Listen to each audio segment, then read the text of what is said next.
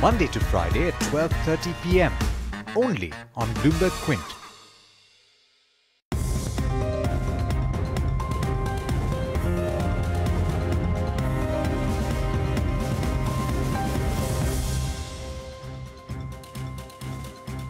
Hello and welcome to Hot Money on Bloomberg Quint Live, India's first digital live streaming business news service. This is the show which gets you a complete wrap of all the stocks that are buzzing in trade. I am Mehta. Let's welcome our experts then. Yogesh Mehta of Motilal Oswal Securities, Senthil Manikandan of Newberry Capital, and Vinit Bolinjkar of Ventura Securities. He's a little late because of traffic, but he'll be here in a while. But today on Hot Money, we'll discuss stocks like HUL, the numbers just came out, DCB Bank and the crack that happened, the pharma sector, and we'll also discuss one mid-cap stock that they believe that someone can invest to in the carnage that has happened. But let's start with the first one, and that is HUL. Now, HUL came out with numbers which pretty much met the analyst estimates. The volume growth was strong, no doubt, coming in at 12%. The management commentary also rather strong in terms of what they expect to do with the margins, how they are looking to expand into the portfolio. But the counter is down almost 3%. Is it because of the number? Is it because of valuation? What exactly is the issue? We'll ask our guest at this point of time. Yogesh, how did you make of... let's discuss the numbers first. You saw the numbers. What's your first reaction to the numbers as such? Looking at the numbers, prima facie, if you talk about only numbers, then volume growth of around 12% is commendable.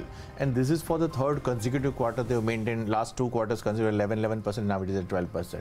So last time when I saw this 10-11% growth was back in 2010-11, and after that 7-8 years of gap, and again on the higher base it is 11-12% volume growth. So that shows some good confidence over the company's performance and the new product launches and the acquisition of the smaller players and turning them into a renowned brand like Lever Ayush now, and the Indulekha, which is doing wonderfully well in the south and now in new states also. So looking at all those numbers on the profitability with the margin at around little around 23.4%, but they have got advantage because it was led by GST impact. This is the last quarter, and now there is a further room for raw material cost inching up or any pass on of crude oil price advantage.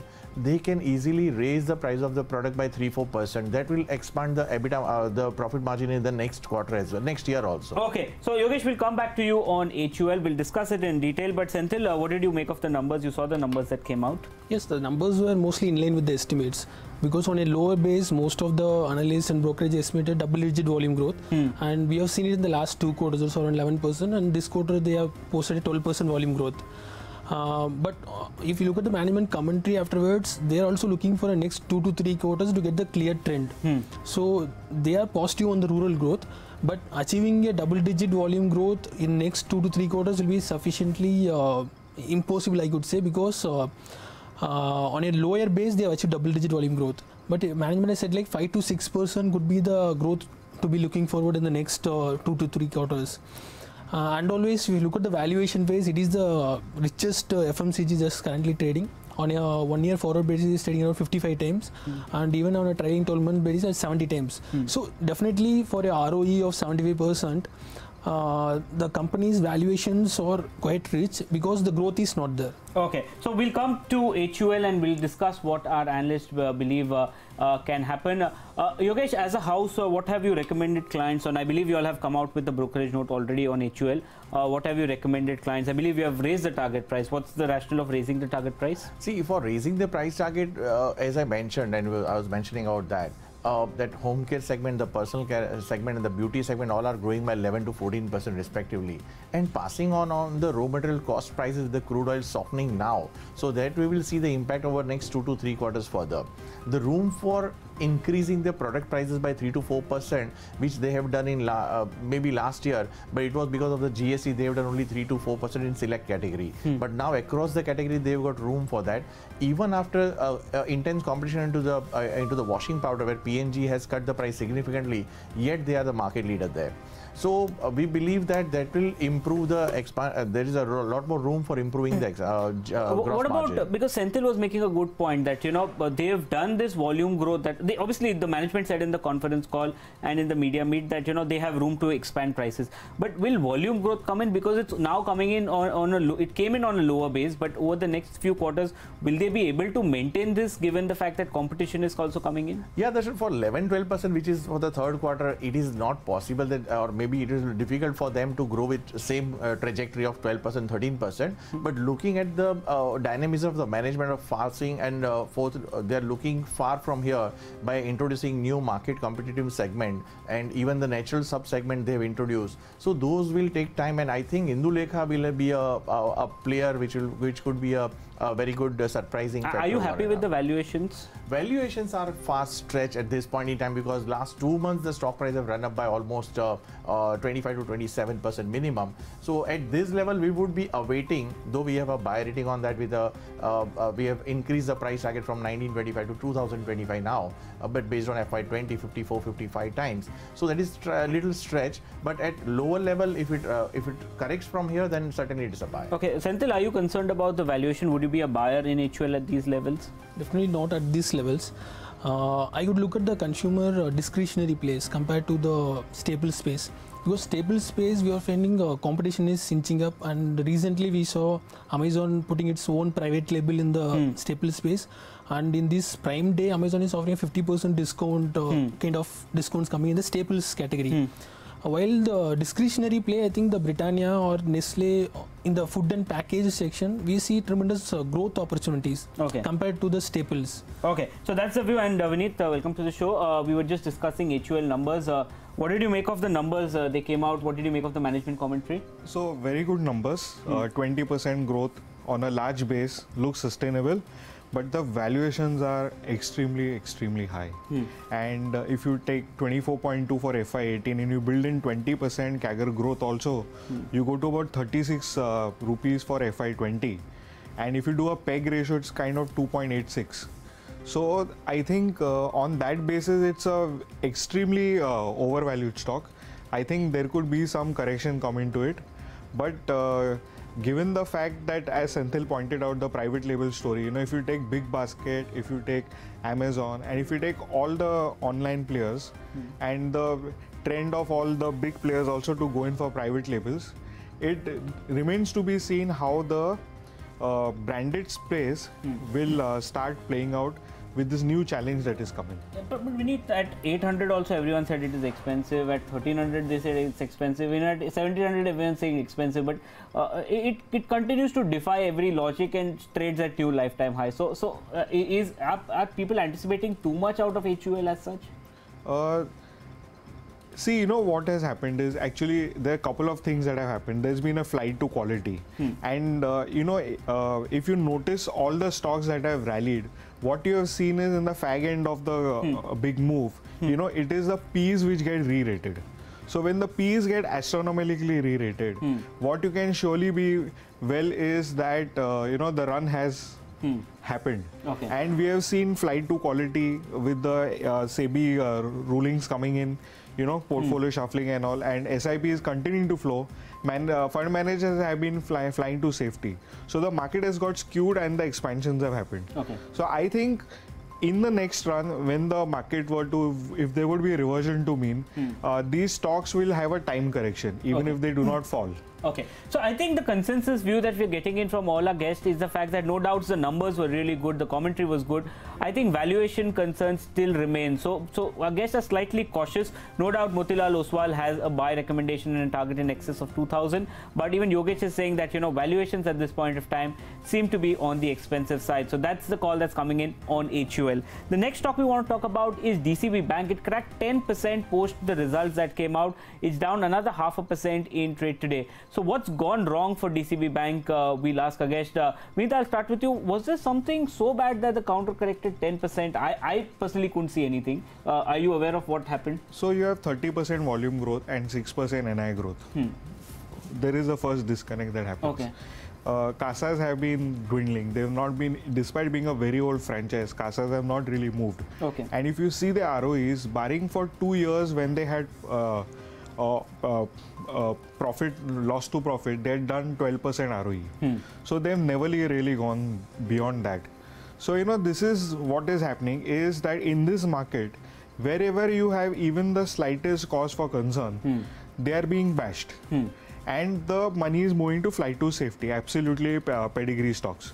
So, given that kind of scenario at 160 and at about 1.8 times book, I think it's not a bad stock, but I think there are far better players available than DCB Bank. Okay, we'll discuss those plays in a while, but Senthil, what did you make of DCB Bank numbers? So numbers were quite in line, but if you look at the management commentary in the con call, what they are highlighting for the FY18 exit ROE of 14%, plus bringing down the cost to income ratio of around 55%. Because if you look at the bank, it has been a work in progress. Like last 2 years, they have aggressively expanded their branch count. They almost doubled their branch count in the last 2 to 3 years. And now what they are doing is consolidating their branches and increasing the productivity.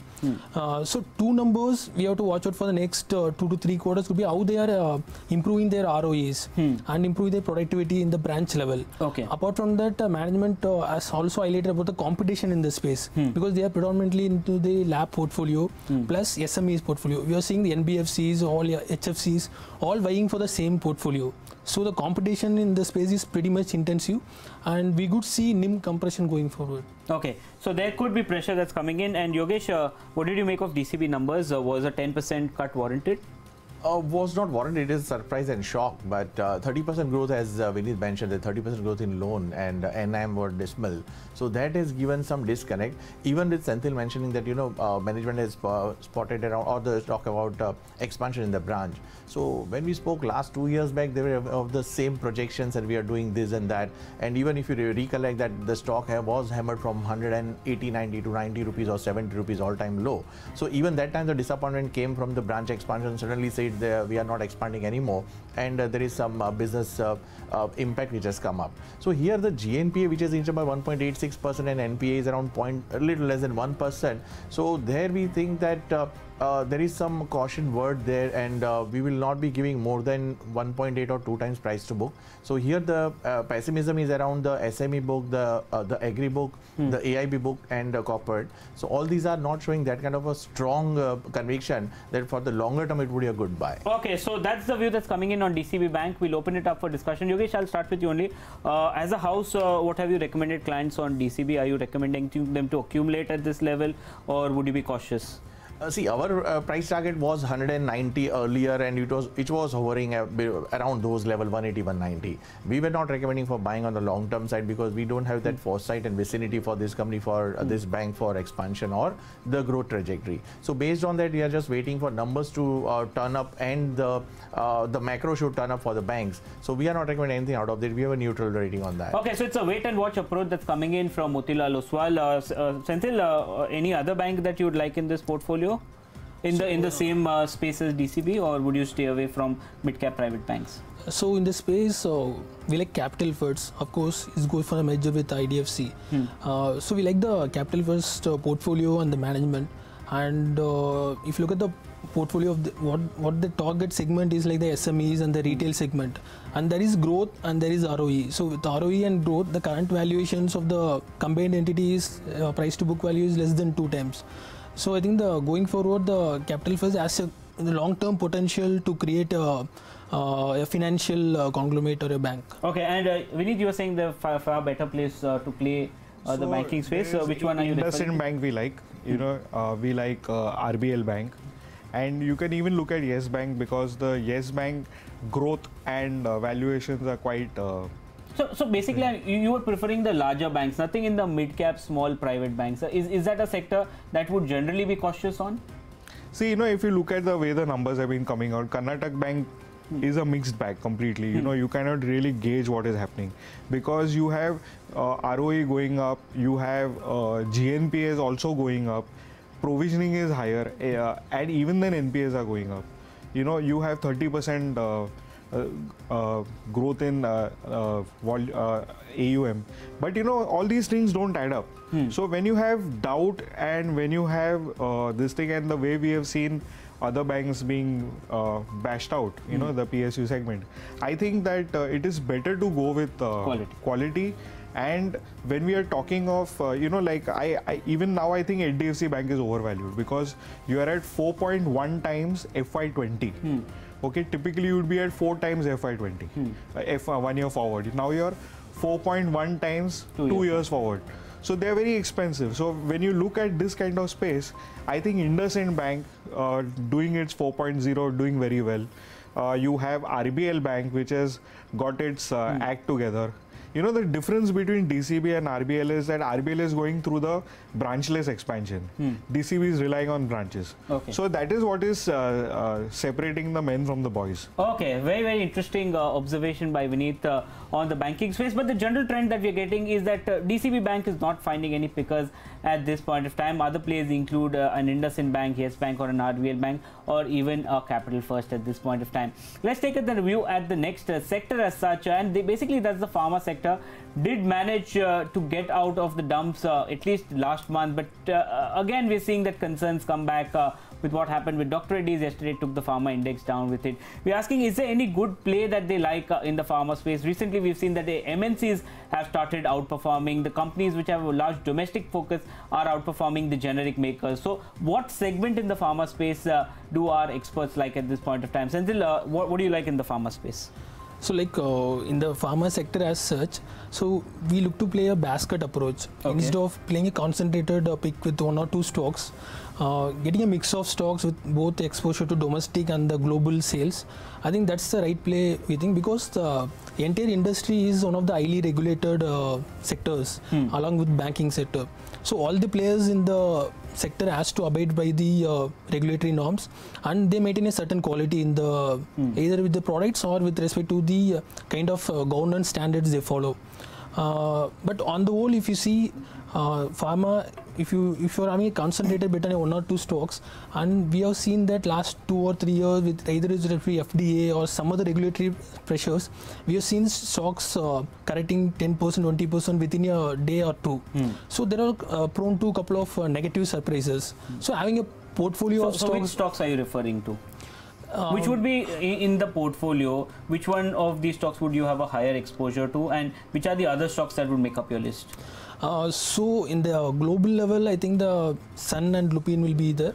Plus in the domestic play, Alkem. So these are our preferred picks in the portfolio. Okay, so that's what you like. Yogesh, in the pharma space, as a house, are you all pushing anything that you like at this valuations or levels? See, we have buy rating on many of the companies, but the preferred one at with the rationalize of the valuation front is Aurobindo Pharma. One that last year numbers, when the 4th quarter number came, the US business was not digging that much. It was down. It was plus 10%, and YY it was only 8. QOQ it was 8% down. So what we see that injectable recalls has gone down significantly, and new launches on the various segment which is lined up for this 6 months of the FY. Say maybe from June onwards to October. So that will be a critical time where there will be new launches. So summarizing all, it seems that at the valuation front, it is available at little less 14 times or maybe 13.5 times at the current market price of 580. So that gives a compelling valuation. And looking at the business, where 43% of the US oriented, 33% is Europe and rest of the world. So there the things are turning up and shaping up further for them at least. So we believe Aurobindo Pharma would be a good opportunity again. Why does Oro always continue to trade at a significant discount to others? Have you been able to figure that out? Is it any kind of corporate concern? Because Darshan, it is 80% and 20% is the business segmental they have in a formulation on APA side, and there is always chances of going wrong or anything goes wrong with any of these formulations. Then that has a bigger threat on the business side. So the recall which has happened on the injectable side, that has dragged the margins and the business affected for last 2 years. So we believe that that was not the right time to get into it, 1,000 rupees or 900 rupees. But from current level, it is at 13.5, 14.5 times P multiple. So downside risk remains limited from current level, rather than getting into Lupin where the vicinity is not, then still there is a hint side, and Sun Pharma where it is already quoting at around 19, 20 times P multiple. So upside remains very limited. Okay, what's the target that as a house? Our target price is around 750 rupees, which would be around, upside would be from 580 to 750 is almost 30-32%. Okay, so 30 to 32% upside in Aurobindo Pharma. And what are you all liking in the pharma space? Do you like anything? Laurus Labs. Okay. Promoter has been buying stocks. Yeah, that's been fairly reported on the exchanges. And they have 6 to 7 ANDs pipeline in place. Okay. And at 7 times FY20. I think it's a kind of a very cheap stock. So there's margin of safety out here, and I think the stock can, even if it re-rates slightly or delivers not too much but decently, I think the stock can do well. It's 470. Do you all have official coverage on Laurus? Yeah, we have. What's the target that you all have?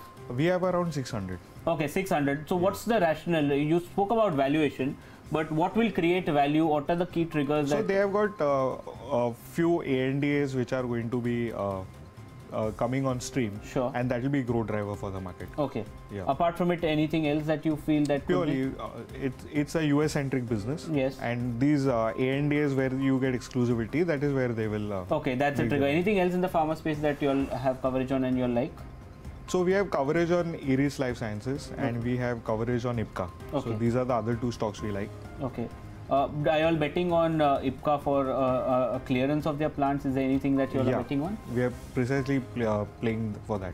And what about Eris Life, one key trigger point? So it's Eris Life is basically which is based on acute drugs and domestic. And they've got their act very right, and they've got manufacturing which is in the east. So you have a lot of tax shelter out there. So they should do well. Okay, so couple of stocks that were named as far as the pharma discussion was concerned: Aurobindo from Motilal Oswal, Senthil likes Lupin Sun Pharma, and Alchem in the domestic and generic space. Eris Life, IPCA Labs, as well as Laurus Labs are the counters which Vinit spoke about. And the final one is that mid-cap stocks have actually corrected significantly in the recent past. We're asking our guest, is there something that some investors should buy and hold for at least a slightly longer term perspective? That's what we are asking our guest at this point of time.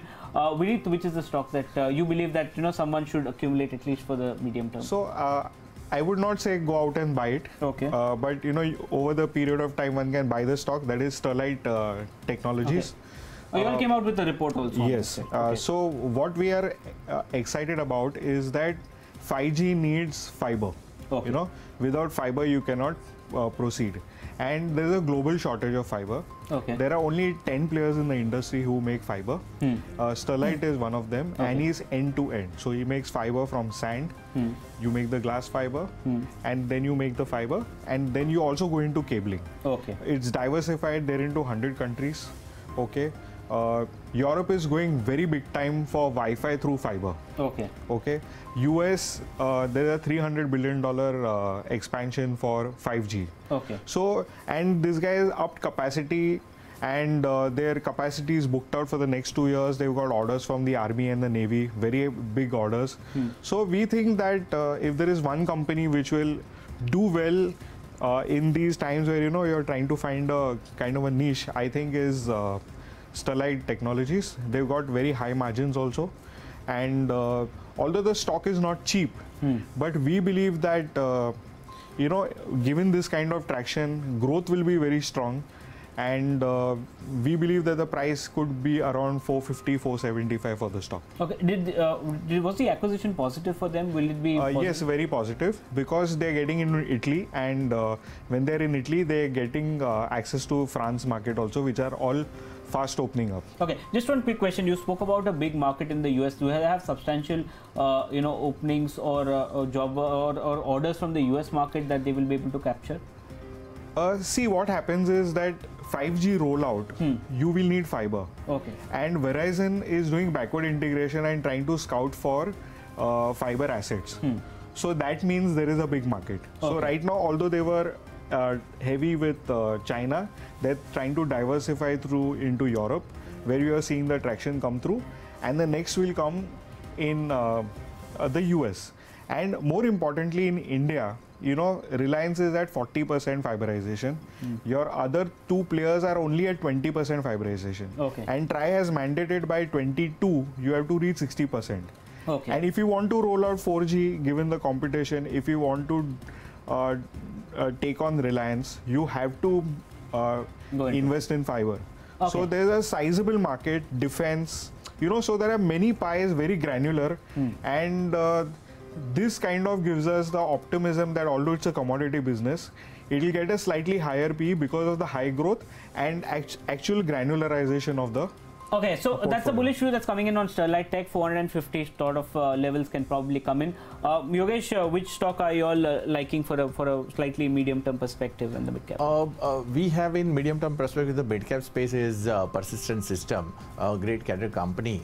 And they are into IP and ISA business, and they have been dependent on IBM earlier with the single client centric. Now the dependency has gone down over the last 4-5 years. Still it is a large client, but we believe that the traction and the margin which have been deteriorating over the years from FY14 26% to now 15.5% in FY18 will gradually get inch up further. And management has given a guidance of almost 7 to 9% of the top line numbers, beating NASSCOM's guidance. So there we believe now uptick for this company would be there because of the new partnerships they are linking into, and the new ISA business and the existing IP base. So all this putting together, we believe that downside risk for this company is very limited, and tailwind of rupee, which is around 65.5 in last quarter, and now it is suddenly 68.5. So that will also improve the PAT margin as well. Okay, what's the target that you all have? We have a price target of 950 rupees. Currently it is going at near to 800 rupees. Okay, so another 150 rupee upside is possible in Persistent System. And finally, which is the stock that you like, Senthil? We like UPL. Okay. If you look at the company, is the second largest generic player in the world, and if you look at the agrochemical market as such, they are diversified across India, Asia, and Europe, and even in North America and Latin America. So being in a business that is dependent on agriculture, having a diversified presence across the geographies helps them. It's like a cushion to the earnings and cash flow. And lately we have seen the stock has been correcting, and it's basically because of the derating of the stock. And if you look at the ROEs in the upwards of 25%. Plus, if you look at the steady state growth of around 14 to 15% top line growth, and if you look at the market potential for the next 2 to 3 years, the number of the percentage of molecules that is going off patent is pretty high. Okay. Around $2 to $3 billion opportunity size is there. Yeah. So, but Senthil, I think the problem that the market had was this Arista acquisition that they're doing, which they're saying that their net debt to EBITDA will go up from 1 time to 4 times. It's a $4 billion acquisition that they're doing, and it will be a leverage buyout. How concerned are you? It's fallen already 30%, but that will put a big strain on their balance sheet because they cannot divest because the promoter stake is at 27%. They have to take debt. Is that not a big concern for UPL? The first thing is, I think the management is set to clarify on the news. I think it's not yet confirmed. But even if you take of the acquisition, we have gone through the financials of the US company, that's a platform specialty products, and even there the platform specialty products agrochemical business is on a strong footing. Okay. Like they are doing top line of around $2 billion, and the EBITDA margins is around 20%, which is in line with the UPL. And even the markets are like diversified, and I think the product portfolio is complementary to that of UPL. Like you mentioned, I think the leverage is a concern. But if you look at the management history, the last 20-30 years, whatever the acquisition they have done is around 25 to 30 acquisitions they have done, and they have built the business. But short term, I think the leverage could be pretty high, but the cash flow generated by the acquiring business is enough to sustain the leverage. Plus, I think the deal also, I think the news also mentioned about the equity infusion by a investment fund. So that is also a positive thing. Okay. So the stocks that are being discussed as mid-cap picks include a UPL, include a Persistent System, and a Sterlite Tech. So these are the counters that's been spoken about. But with that, we're completely timed out on Hot Money. We'll have to take a wrap on today's Hot Money. But Vinit, thanks so much for joining in. Senthil, thanks. And Yogesh, thank you so much for joining me on the show. Ask BQ comes up next. Stay tuned to Bloomberg Quint.